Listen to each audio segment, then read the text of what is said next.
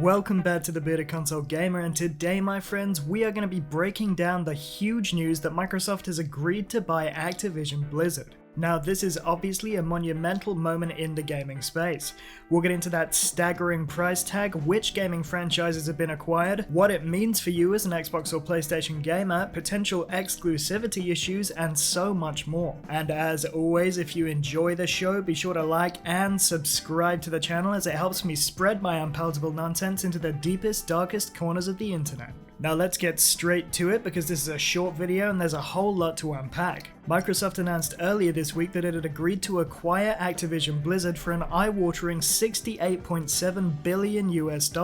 Now, to put that in some perspective, when Microsoft bought ZeniMax Media along with Bethesda and a hive of other developers back in March 2021 for a trifling $7.5 billion, I pointed out that Disney bought the entire Star Wars franchise for a little over $4 billion back in 2015, and that the ZeniMax deal was the equivalent to purchasing 214,000 Tesla Model 3s, 15.3 million Xbox Series X consoles, or one Zumwalt-class US Navy destroyer. Well, if you want to take the $68.7 billion to be spent on the Activision Blizzard acquisition and buy those same everyday essentials, then you could walk away with either 17 Star Warses, 1,962,857 Tesla Model 3s, 137,675,350 Xbox Series X's, or 16 Zumwalt-class destroyers. That's enough money for an entire freaking fleet. So what has Xbox picked up for that ridiculous price tag? Well, upon completion, they'll take on all of Activision Blizzard's real-world assets and employees, along with a host of intellectual properties. More specifically, Microsoft will gain the sole right to produce and distribute games belonging to the Call of Duty, World of Warcraft, Candy Crush, Overwatch, Spyro, Tony Hawk, Hearthstone, Guitar Hero, Crash Bandicoot, and Starcraft series.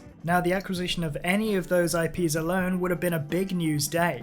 The fact that Microsoft has agreed to purchase all of them at once together, bundled with the assets needed to create further games in those series and more using the new studios brought in under the Xbox umbrella, represents a seismic shift in the games industry. And it's also a huge moment for the future of Game Pass. The addition of Call of Duty, Overwatch, Spyro, Crash Bandicoot, and all the others represent a huge get for the platform, and that'll be reflected in subscription numbers, which, it was recently announced, have risen from 18 million in January 2021 to 25 million as of the most recent round of figures. Game Pass for PC, which is likely the weaker side of the subscription service, is also going to see a massive rise in numbers with the addition of World of Warcraft and Starcraft amongst others. Furthermore, the acquisition likely means that we're going to finally see some new games made for dormant franchises such as Starcraft and Spyro. We likely won't see any new game announcements drop until the acquisition is actually complete, which should be sometime in the fiscal year ending on June 30th, 2023.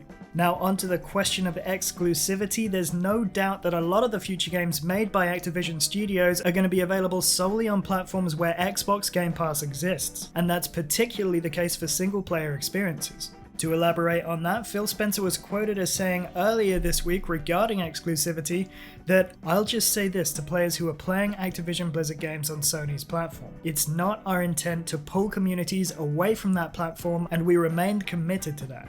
However, similar placating overtures were also made in the wake of Microsoft's Bethesda acquisition, and we can all see how that's shaking out.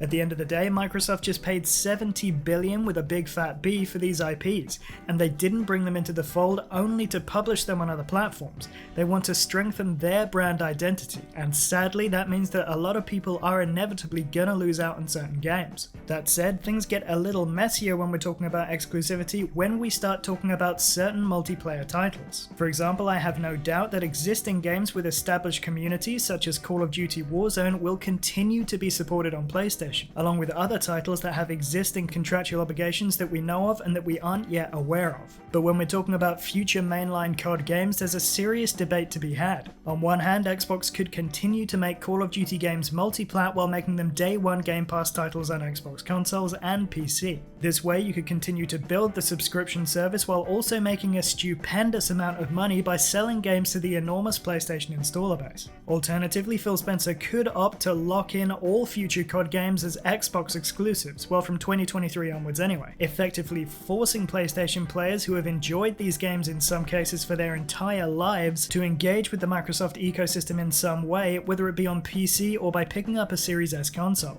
And a whole lot of those players are not going to be able to go cold turkey on Call of Duty, so in this scenario they would be forced to join the Game Pass subscriber horde, or to buy the game and play it on either an Xbox console or PC. Either way, business-wise, this is a fantastic move, but it comes with a lot of very real emotional baggage for a lot of people.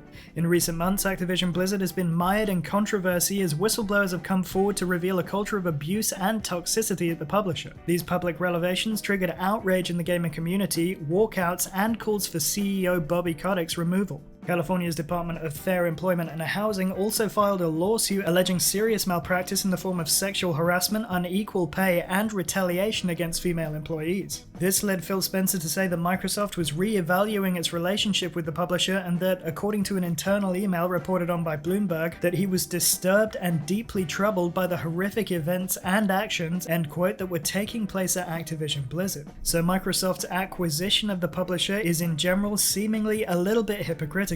However, the best way to effect systematic change in a company's internal culture is to have near absolute control over everything that happens within it. So the purchase of Activision Blizzard could be exactly what the company needs. One element of the deal that left many people doubting that this change would come to pass is the fact that CEO Bobby Kotick, under whose watch these problems have been allowed to manifest, is staying on in his position to lead the transition and, as far as we currently know, beyond that as well. That said, I guarantee you that Bobby Kotick's time at Activision Blizzard will come to an end very soon after the deal completes in 2023. Phil is going to be keen to make serious changes to the company and to distance it from its pre-acquisition reputation, and keeping around the person who has for many people become a figurehead for all of the alleged malpractice that's taken place at Activision Blizzard simply wouldn't make sense in this scenario.